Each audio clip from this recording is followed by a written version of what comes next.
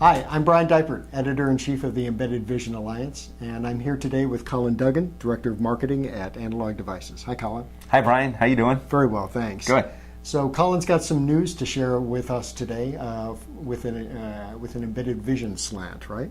Yes. So we have two newsworthy items this week. The first one is we've announced 4 new Blackfin dual-core processors, and 2 of those processors are specifically targeted at embedded vision.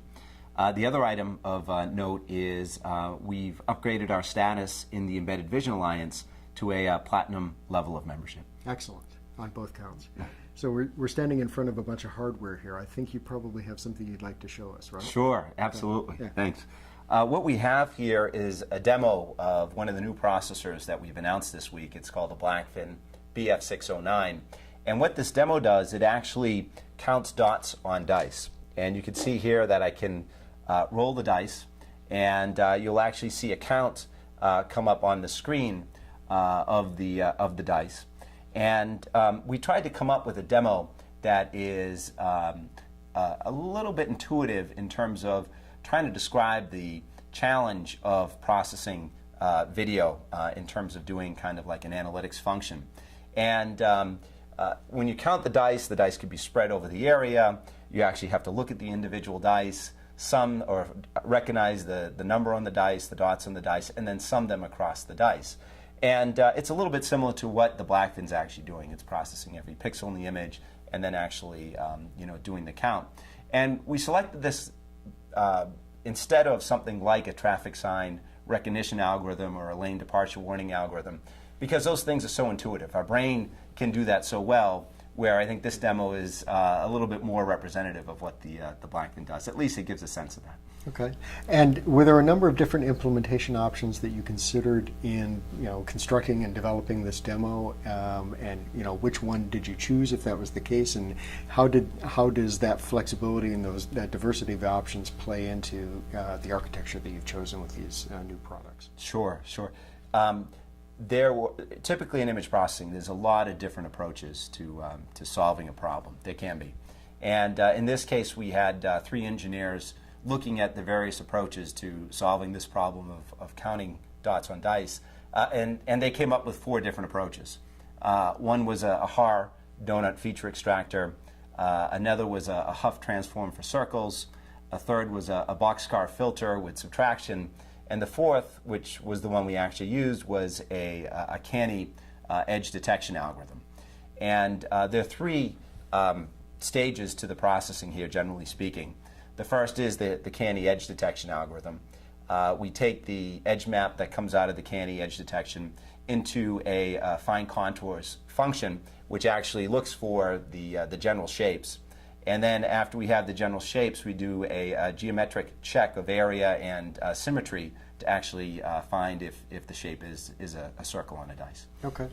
And this demo was co-developed with another alliance partner, that being BDTI, right? That's correct, right. Yeah. So we work closely with BDTI. It worked out very well. There was a good collaboration between BDTI and Analog Devices to develop the demo. Okay, great. Thank you. So, Colin, you are now Director of Marketing at Analog Devices. Correct. Tell the audience how you got to this point, both from an educational and a professional background standpoint. I went to Northeastern University in Boston. I got an undergraduate degree in electrical engineering and actually started working at Analog Devices before I graduated college. They have what they call a co-op program there. It's an internship program, a very good program. And I've been a DSP guy ever since, working as an application engineer, field application engineer in the sales force, and then eventually moved into marketing. Okay. So I got another history story question for you. This more in line with the company. Analog Devices is known, it's been in DSP for quite a while. Can you kind of step us through the original developments of DSP at Analog and what some of the highlights were from an application standpoint? Sure. Analog Devices has been making DSPs since the late 80s, and so it's been quite a bit of time. We started off with building block products, individual multipliers, individual adders, and so on, and eventually combined them together into fixed point DSPs and then floating point DSPs. which evolved over time into the two families of DSPs that we have today and continue to promote and grow, which is our Blackfin family of fixed point DSPs and our Shark family of floating point DSPs. Okay. From an application standpoint, what were some of the notable success stories that both of those architectures have found over the years? Sure. Our Shark family has done very well in many different types of audio applications. Being a floating point DSP, it's got the dynamic range needed for audio applications. And it ranges from professional audio to automotive audio to consumer audio that we've had success there. With Blackfin, we actually jointly developed that core with Intel. And one of the targets for that core was video. And we've done very, very well in many types of video applications, ranging from video conferencing to security and surveillance. Okay. It's a common thing in my experience that a lot of people new to the area of embedded vision think of it as just video. Just video or still image processing, decoding, that sort of thing. And of course, we both know that it's much more than that, but you do definitely have a strong video, background as a company and from a product line standpoint. Let's talk about embedded vision. It's notable, I think, that 2 of the 4 new products have dedicated embedded vision coprocessor functionality in them. That implies, to me at least, that there's a strong corporate interest and investment in embedded video. So what can you tell me about that? Sure. Well, it's an interesting evolution because I think it was the success that we had in video with Blackfin that actually led us into these embedded vision applications. And I think that manifests itself both in terms of our customers saw the Blackfin processors as being a good video processor, and they used it in many cases for classic video encoding, which is, I think, what people generally think about when they talk about DSPs in video applications. But I think because of the features we added there in terms of the bandwidth, in terms of its performance, it also became a good architecture for embedded vision or image processing or analytics. And even though those early processors in the Blackfin family weren't designed specifically for embedded vision, customers used them for that. And we see this quite often in our general purpose family of products, both with Shark and Blackfin, where we'll release to the market products that are good in terms of good performance for a good price point at a good power point. And customers will use them for many different applications. And then we'll see applications emerge out of that. So to actually architect this couple of new processors that we announced this week that are targeted at embedded vision, it really started with the customers. There were some customers, they had, for instance, an FPGA plus a couple of 561 Blackfins together, and they said, really this is too much power, too much cost. What can you do? And we went and talked to a lot of customers, in terms of what their needs were for embedded vision, and actually took that subset of requirements and then came up with this architecture that you have in these couple of new processors that we talked about this week. It's an interesting architecture. All I have to in fact do is just look at the Embedded Vision Alliance membership that's in the processor realm of some sort of another, and there are a diversity of different options out there, from pure software to pure hardware to middle ground in between products. Tell us a little bit more about the architecture that you chose with these devices and why you went this particular route. Sure. So from the engagements with the customers, we had some very specific requirements. They were looking for HD video processing. They were also looking for concurrent analytics functions. So for instance, on the automotive side of things, they were looking for collision warning. They were looking for lane change warning. They were looking for traffic sign recognition. They were looking for pedestrian detection, and then a system that would automatically control high beam and low beam on your car. So between the high definition and the concurrent functions they wanted to run, there was a very large amount of processing required to be able to do that. So then they gave us some very specific power and some very specific cost requirements. And the challenge was then laid down for the engineers. We first took a look at the problem in terms of, can you do it in a number of Blackfin cores? And we quickly concluded that we weren't going to be able to meet our power and our processing power and cost requirements at the processing level that they needed. So we started looking at an accelerator specifically designed for embedded vision, and we came up with something called the pipeline vision processor. We refer to it as the PVP, and this is a set of 12 computational blocks that are specifically architected for classic embedded vision sorts of problems, things like edge detection, histogramming, Laplace sort of functions, integration sort of functions. And we designed it to have a very high level of performance. We designed it to have, because it's accelerated, you get the benefits of very low power and very low cost.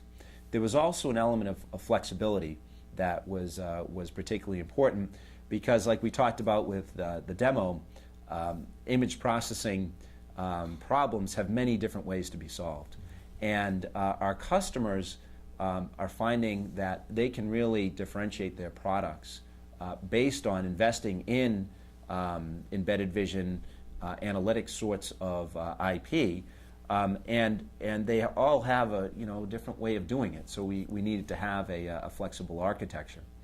The other thing I'll mention about this, Brian, and the architects are very passionate about this, is they not only architect it from a computational standpoint to meet a certain goal, they also need to be very careful about the bandwidth. When you're talking about HD video streams, there's a lot of data moving through the processor. And they knew from the outset that they wanted to have a pipelined architecture because of the computational capability, but also because it was a way that we could limit how many times the data actually had to go to external memory. And they noticed a couple things. Number one is, for the use cases, if we didn't limit the amount of data going to memory, we were going to have a pretty big bus out there. And if you look at something like a 1280 by 960 image resolution, which is supported in the PVP, at 30 frames per second, 16-bit data, and if you looked at, for instance, a 5-stage pipeline of functionality, if you were sending the data after each function to and from the external memory, you'd end up with another 700 megabytes of data throughput that you need, which would be almost a doubling of the bandwidth that we currently have on the processor. Mm-hmm. The other thing that they noticed, which was particularly interesting, was that out of their data path power budget, that 2/3 of it actually was being burnt up by sending that data out to the processor. So by limiting the number of times the data is going out there, it not only saved us on having a bigger external bus, which adds cost, there's also a power savings to that. Okay. So you mentioned in your response two things, the architecture, of course, and then the demo. Let's take it up to the system level as you talk about beyond the chip itself. When we were doing the demo earlier, we didn't really talk a whole lot about the board itself. How did you guys decide to architect the system that we just showcased? Sure. What we're showing in terms of the hardware there in that system, it's our EasyKit development board for the BF609. It is a development kit that's meant to be low cost so customers can develop on it and also, frankly, evaluate the processor. And it's got a modular approach to the I/O where there's different sorts of I/O cards that we offer, video encoders, video decoders, audio cards, LCD, CMOS sensor cards, and also breakout cards so somebody can add their own ADDs or sensors and get at the signals on the device. Okay, got it. So, where are we today in terms of, you talk about the key customers. What are the application segments right now that you believe are going to be particularly successful for this product family and therefore for analog devices and embedded vision? Sure. I think embedded vision is a growing market, a growing technology, and when you have something like that, I think that there's going to be many different uses that we don't even see going forward in the future here. So I'll start with saying that there's going to be ways that this chip is going to be used that our customers are going to come up with that we don't even have in our minds right now. Mm-hmm. But the ones that we've had good customer interaction with to date, where we've seen a clear need for a much higher level of performance at a lower price point, is automotive driver assistance, industrial vision systems, and also security and surveillance. And there's an interesting trend, I think, which is common in all three, which I touched upon a little bit, and that is you can run these algorithms on a kind of an expensive, power-hungry system, but these applications have a need to bring it down to their lower-cost systems.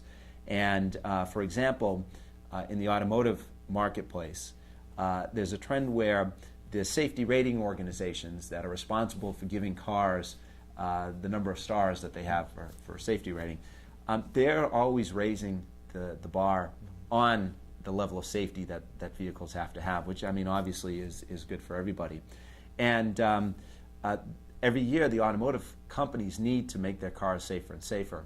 They see this embedded vision technology as a way to go and do that, and a way that is, in many cases, better than the approaches that they used before. So NCAP in Europe, which is a safety rating organization in Europe, has been increasing their requirements for pedestrian safety, right, in terms of a car not hitting a pedestrian, or if they hit a pedestrian, to minimize injuries. And the approach that's been taken to date has been making the bumper softer, especially designing the hoods, and looking to minimize injuries of a pedestrian. But you know, it's a better approach if you can avoid the pedestrian entirely. If an imaging system in a car can actually detect a pedestrian and then even give a warning, or maybe even in the future control the car a little bit, and you know, avoid the pedestrian getting hit.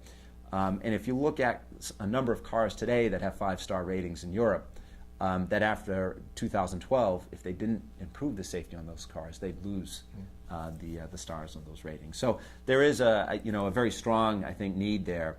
And then you see similar things in these other markets that we're talking about. For instance, industrial. We see smart cameras being an interesting market, where you'll have a manufacturing line, and the camera is looking for instance, defects in devices. And then also barcode scanning is another area that our customers have expressed interest. And there you could see where features that might be in, let's say, a tabletop scanner, which would be a higher-end scanner, that there'd be a lot of value if they can take those features that, again, might be on an FPGA, for example, and actually implement them into a barcode scanner. Mm-hmm. In security and surveillance, we see these couple of new embedded vision processors being used as a coprocessor in the system. In those systems, there's clearly a need for video encoding, like we talked about before, kind of the classic vision application for embedded systems, along with image signal processing in terms of an image pipe. And however, those processors don't have the level of analytics capability to solve something like a license plate recognition sort of analytics function. So that's functionality that they couldn't offer in a camera to date. And with the 609, we see that there's enough processing and it hits the right price point so that it could be considered for an application like that. Okay. How about looking out in the future? I know you expressed some reluctance to do that because your customers are going to come up with applications you haven't dreamed of. But are there any semi-obvious trends that you can see either in the applications that you've already mentioned, or in perhaps some ones that are nascent, that are just emerging right now, but you think will be big in the future? How does Analog Devices, to the degree you're able to talk about it now, plan to address those evolving application needs? And as part of your answer, if you would, something that is of interest, I think, to both of us is this synergy, and hopefully growing synergy between academia, between R&D laboratories and industry. The development of new technology and then the implementation and commercialization of that technology. Sure. I think in a lot of ways, academia is out ahead of industry in terms of the research that they've done. Right? There's just a great body of research out there. There's lots of good textbooks out there around analytics and image processing and computer vision, and there's lots of papers that you can go out and find, databases that are available, a lot of good stuff. And I think now when we're being able to take these processors, 65 nanometer, 40 nanometer, and so on, we can start offering, either through accelerators or a combination of accelerators and DSP cores, a level of performance where some really sophisticated analytics can be processed at a good price point, mm-hmm. and at a low power point, right? Which is certainly influences the cost of the system. And I think that we need to continue to do that in the industry. We really need to provide these platforms as semiconductor companies that are going to continue to allow all this great research that has been done to actually get into a broader range of products. If you look at the security and surveillance industry, I mean, analog cameras are inexpensive, right? They're a couple $100 roughly. So for digital cameras to really continue to gain acceptance, it has to meet that price point. And that's the number one criteria. And then we've got to find ways that we can put analytics into these cameras, for instance, very effectively. I think another important thing, and maybe an area where academia and industry can work together, is trying to figure out how do you control the false alarm rates in these systems. And that's a fairly big problem in terms of making sure that there's wide acceptance for these systems. You can imagine in an automotive system being critically important if it's safety related. You can imagine it in a manufacturing environment, right? You don't want to have to lose yield on your product because you're not correctly being able to identify a defect or not, or even worse, you're sending products out with defects. I mean, that would be even a worst case scenario. And I think things that could be done, for example, would be if industry and academia work together on maybe some standard test cases, right, where there became a large body of well-defined scenarios with input vectors and expected result vectors that you could really thoroughly, under all kinds of conditions, maybe if it's outside at night, raining, snowing, all kinds of different backgrounds and so on, very robustly test the algorithms that are eventually going to make it into an end product. Okay. Are there emerging applications that are of particular interest to you or to analog devices? I mean, things like facial recognition as perhaps an adjunct to today's surveillance systems. Not only noticing that there's a bad person, in the frame, that somebody you don't want to be there, but actually who that person is, or augmented reality or gesture interfaces. Are those things that are coming up in your customer conversations that will be the next round of applications that you focus on? Yeah, I think, Brian, the things you mentioned are absolutely very interesting and certainly emerging areas. And the thing that strikes me when I go in and I talk to the customers is that there's so many different uses for these things that we really haven't that we're just scratching the surface on, I should say. So there's applications around detecting people in rooms to control lighting, for example.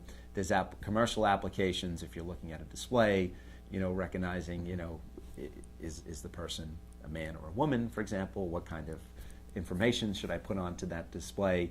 I think that there is so many different possibilities for this technology that I think it's really a great place to be. It's a great area to have an expertise in and building products in, because I think it's going to continue to grow and evolve. Okay.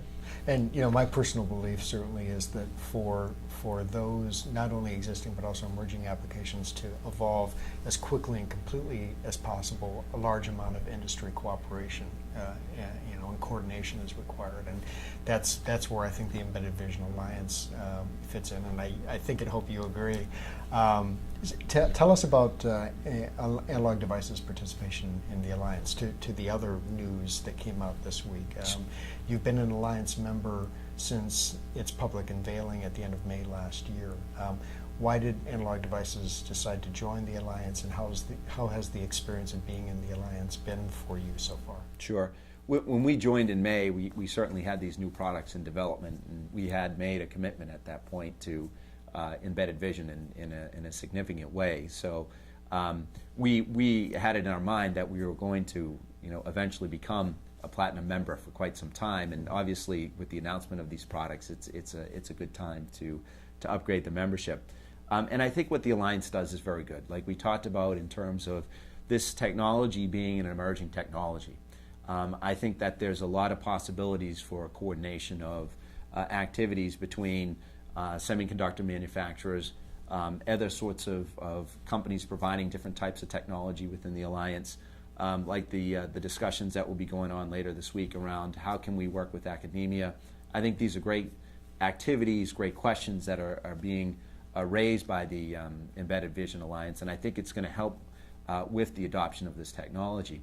The other aspect of the Alliance, which I think is particularly good, is education of engineers, because this is complicated stuff. There's no doubt about it. And you know, if the Alliance can help educate engineers, which I think they will, and then do that in conjunction with the companies providing the products, because I think we've got to make an investment also in making these things easy. So again, you know, with the demo, you know, a couple of things that were very strongly reminded to us as we went through the development of that demo was, like I said before, there's a lot of different ways to do this, number one.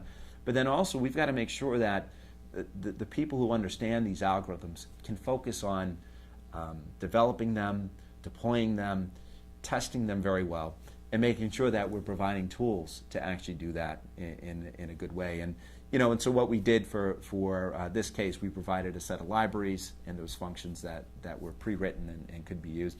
And then a really other very basic thing is making sure that we had an example that actually moved data through the processor, and that can be a tricky thing given the very high bandwidth that we have. But again, in general, I think it's education. I think there's a lot of value there, and then collaboration between the members, like you talked about, and then the members also doing things to help make the design of these systems easier. How about the more recent upgrade from just a general membership, a standard membership, up to platinum membership level? What was the underlying motivation for that, and how do you think that'll be beneficial to ADI and its businesses going forward? I think that, you know, the Alliance will continue to draw people to its website. I think that there'll be more and more interest as, you know, this technology emerges over time.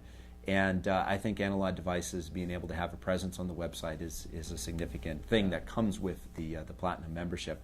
I think the other thing is being able to guide a little bit about what the Alliance does, and being able to participate as a Platinum member to decide the direction that the Alliance takes on these topics of, you know, academia interaction, or topics of you know, educating people. I think it's nice to be able to have that influence and help out with setting the direction. Great. Well, we've talked about a lot. You pretty much exhausted my list of questions, I think, but there may be more things that you'd like to mention. Anything we haven't talked about that you'd like to bring up? No, I think that's it, Brian. It's been a very enjoyable conversation. Okay, well, great. Yeah. Thank you very much for your time today. I appreciate it. You're welcome. Thank you. And thanks to all of you for tuning in to this video interview with Colin Duggan from Analog Devices. Please stay on the site and check out the other material that we currently have published, both in video and printed form. And please come back regularly because we definitely do plan to have more material up on the site on an ongoing basis. Thanks. Have a good day.